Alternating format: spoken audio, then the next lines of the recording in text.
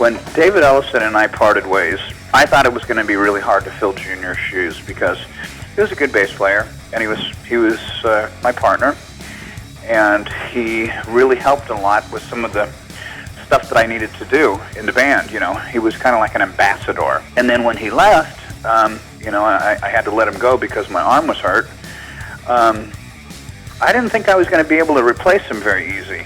So we got James McDonough, and that was part of how and why I was thinking it's not going to be that easy because, you know, McDonough was a good bass player, but we just didn't get along very well because, you know, he's kind of like a little band leader. And a guy that's got that leadership quality, it's kind of hard for them to be in a band when they got to answer to somebody else.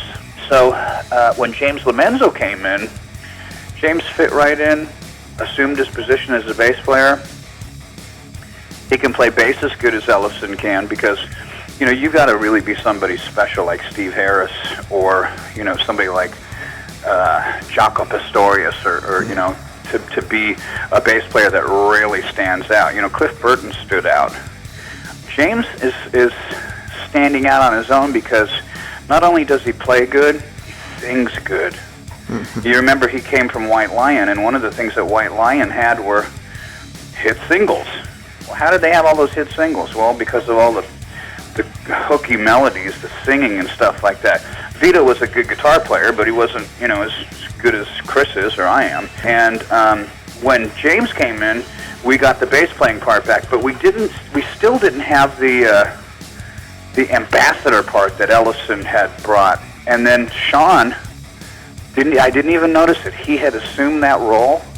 He's like the ambassador that Ellefson was, but you know, Junior was always trying to be me, and it caused problems because even though we were partners, you know what, there's only one Dave Mustaine, just like there's only one David Ellefson, you know, and when you're always fighting to get attention, it causes problems.